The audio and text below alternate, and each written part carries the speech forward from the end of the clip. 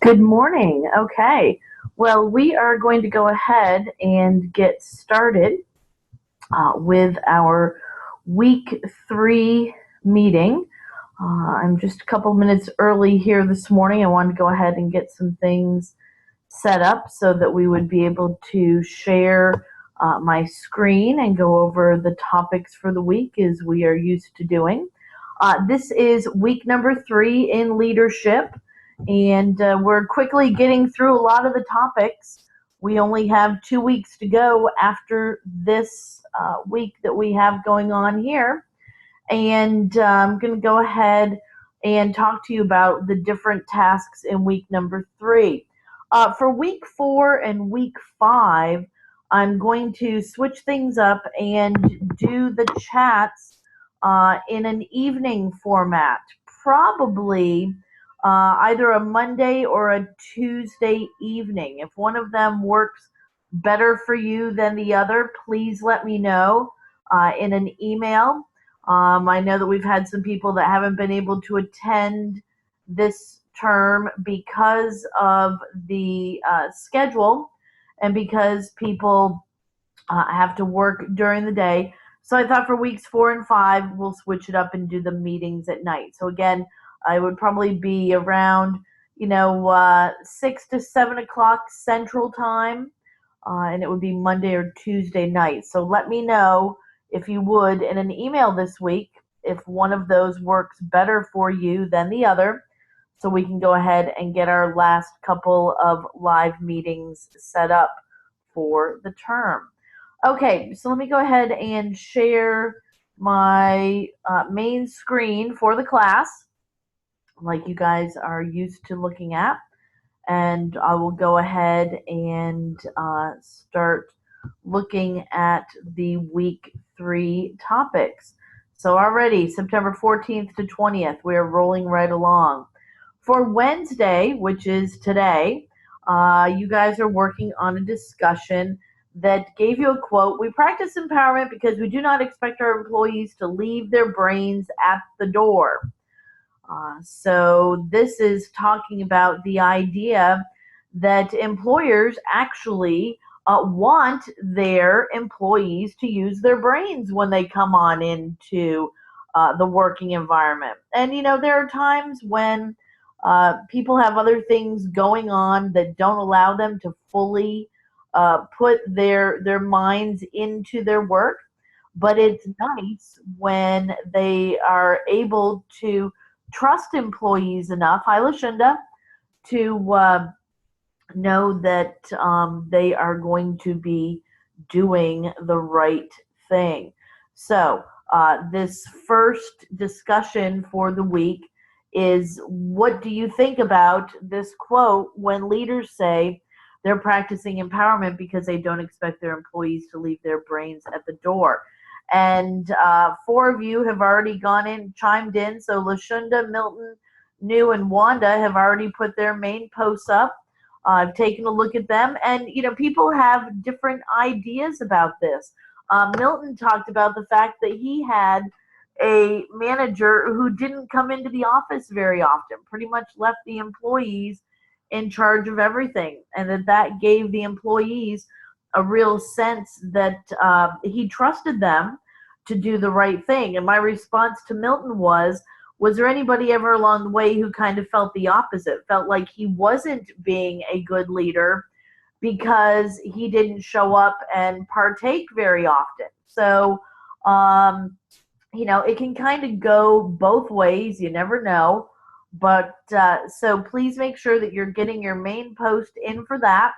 Again, 250 words at least where you are replying, and then make sure you get some good comments done to your classmates for that. That is the first of your discussion boards for the week. And then, as you are used to seeing, you have another discussion board, which is due for Friday. What influence tactic described in this lecture do you think would work best for you? And in order to really dig into this, you need to go back to the lesson number 3, and if you download the text or the audio, I downloaded the text here just to show you that it comes up in a PDF format, and then it asks you to go through your reading and talk about that topic. And if you look down, you see that the second bullet there is the influence tactics of leaders. And as you're reading down through the information, you will find that they have it kind of broken out into a couple of different areas. Model of power and influence, and then ethical and honest influence tactics. They talk about things by leading by example, developing a reputation as an SME, a subject matter expert. In other words, being known as the person that people go to when they need answers. Exchanging favors and bargaining, legitimating a request, making an inspirational appeal, being charming, using emotional appeal, practicing hands-on leadership, kind of the opposite of what Milton was talking about in his first discussion board, and consulting, forming coalitions, and being a team leader. So that's what they describe as ethical and honest influence tactics. Then they go down and they talk about manipulative and dishonest. Now, it's kind of funny because manipulative, they say joking and kidding. And, I don't think that that is necessarily a bad influence tactic. I think it depends on what the joking and kidding is. Sometimes a little bit of levity and bringing a little less seriousness to a topic is important, and it helps people to see that maybe what they're dealing with is not a life or death situation, and maybe allows them to loosen up a little bit and look at it from some different perspectives. Now, on the flip side of that, there are times when leaders need to be 100% serious. When being flippant or trying to joke or laugh about a situation is not going to be funny at all, and it's not appropriate given what's going on. So I think you kind of have to, think a little bit about what that means. Ingratiation, upward appeal, gentle manipulation. Of course, the bullying and the cruelty, I think that gets to, downright areas that are just not a correct way to be leading at all. By bullying people, threatening. I've worked in situations before where the management threatens, if you don't do this by a certain date, you're never going to be able to get anywhere in this company. All right, I understand that there needs to be deadlines, and I understand that people need to meet those deadlines. But after you've worked somewhere for a long time, I think when somebody kind of puts ultimatums to you, I don't know about you, but most people I know don't respond all that well to ultimatums. So some of these you may want to avoid. Let's see. Now it says some of these strategies in the bottom here may be more or less unethical based on an individual's perception. That can be kind of the tough one, I think, with joking and kidding. Different people have different senses of humor, and what may be funny to somebody may be very offensive to someone else, so you do have to watch out. Machiavellians, they say, regularly practice deception, bluffing, and other manipulative tactics. So read through all of this information here, and your second discussion board is to talk about what tactics you think work the best for you and which ones do not. So again, let's take a look at that. Which influence tactic described in this lecture do you think would work best for you? 250 words. You can come at this from a couple of different areas. Which one do you think might work the best for you if you are an employee and you are responding to a leader's tactics?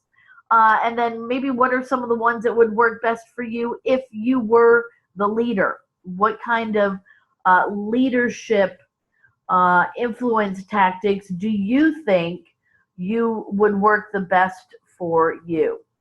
Okay. All right. I see. I still have Lashunda here with me.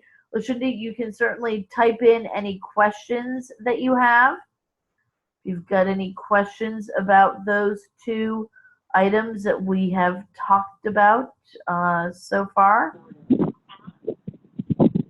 Hi, is this Milton or is this? This is Milton. I'm Is, sorry I'm being late. I'm at work.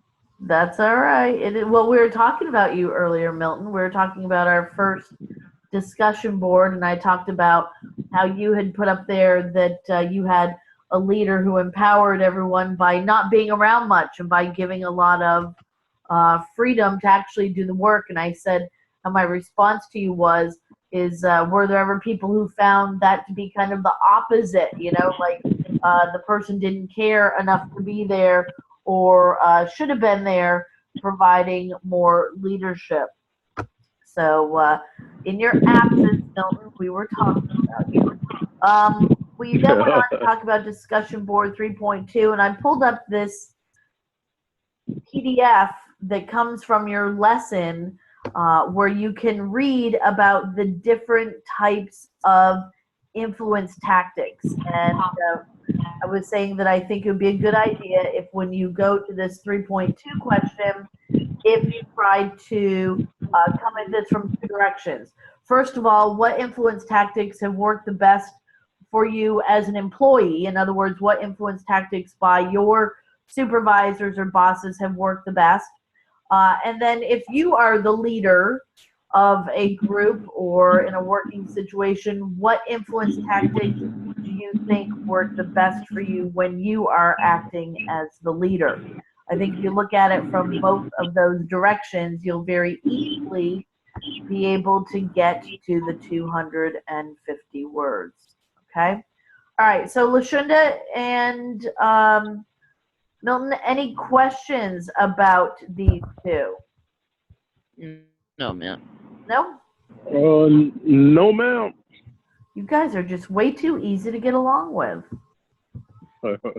Well, you know what? I do have a question. Okay, now on that, you were just talking about whenever you're talking about which leading topic or whatever tactic. Yes. Are you talking about like using like leading by example, like or stuff like that? Yeah, if you go in here, as I said, when you come back to the main area of week number 3, if you go in here where it says text of weekly lesson, that's a PDF. You can also pull up an audio version of it. Here is what the PDF looks like when you pull it up. And it is the overview of week number 3. And it gives you some readings there.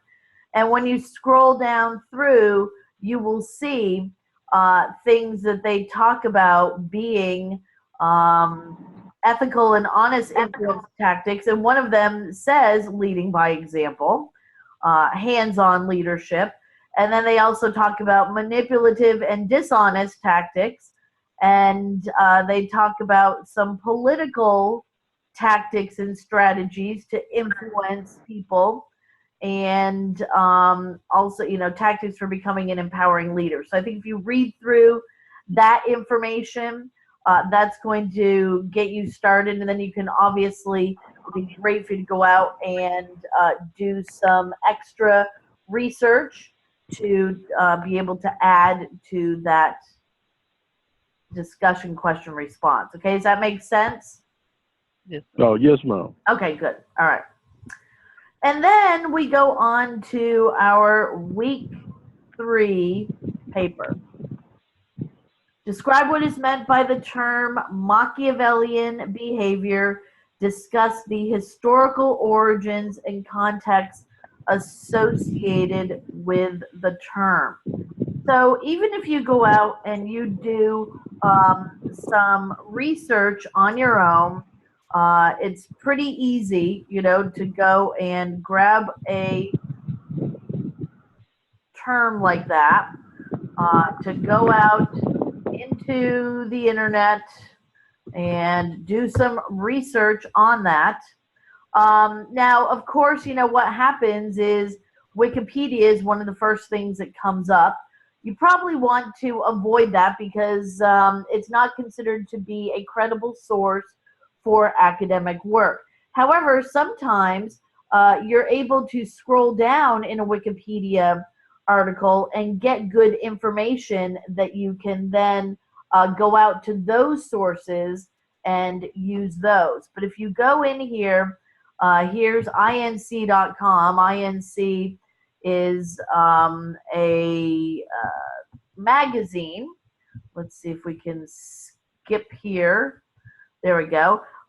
Here is an article about, are you Machiavellian? It says most super successful people exploit weaknesses of others. If you don't, watch your back. Okay. So you can see where it says, it's important in negotiations to exploit the weaknesses of others. How Machiavellian are you? Prince Machiavelli's 16th century treatise on power. There's a 20-question survey in there for you to take and see how Machiavellian you are. And if we go back, let's go hit the back button. I love when the back buttons don't work when you're trying to do research. Sometimes they're smart about it. They kind of lock you into their spot. But then here are others. Here's Business Dictionary.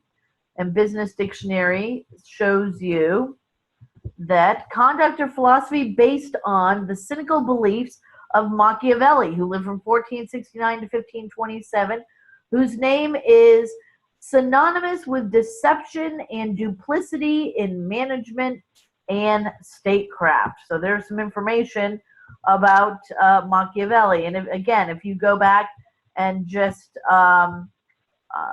do some of your own research, you can see just by putting that into a generic search all the different things that you get. Machiavellianism uses the general principle that ends justifying the means. So they consider goals to be of prime importance and that any method may be used to get what you want or need. Okay? So let's see if I can copy. There we go. Okay. Let me get back to our assignment. So, describe what's meant by the term Machiavellian behavior, discuss the historical origins, and give some examples. 500 to 600 words. You guys are used to that word count now. Make sure it is APA formatted. Okay. All right. Any questions about that? No, ma'am. No? Okay. Milton, you okay? I think that, like I said, some of the best things you can do is do some of your own research on Machiavellian behavior. All right. Yes, ma'am. Okay. Now, I'm going to go ahead and finish up for today so I can get this posted. I started a couple minutes earlier. Before you guys get in here, I said that for weeks 4 and 5, I'm going to go ahead and do our chats in the evening so that I can try to accommodate some of the people that haven't been able to make it to our daytime chats. So Okay. I'm looking at probably a Monday or Tuesday evening for week 4 and week 5, somewhere between 6 and 7 o'clock Central Time. So if you have a preference for Monday or Tuesday evening, please go ahead and just send me a quick email and let me know so that I can kind of take a poll of the class before I make a decision for those last 2 weeks, okay? Okay. All right. Okay. So, go ahead. Well, I'm fine anyway, so. Okay, all right. So, Well, I'm fine in the way too. okay, all right. Well, again, you two are easy to get along with. I appreciate that. So, all right. Well, so if you don't have any more questions for today, then I'm going to go ahead and wrap this up and get it posted so that you can go on your way and keep working on the week's tasks, okay? Okay. All right, Yes, everybody, ma'am. have a great week. We'll see you next week. You too. Thank you. Same to you. You're welcome. Bye-bye. Bye bye.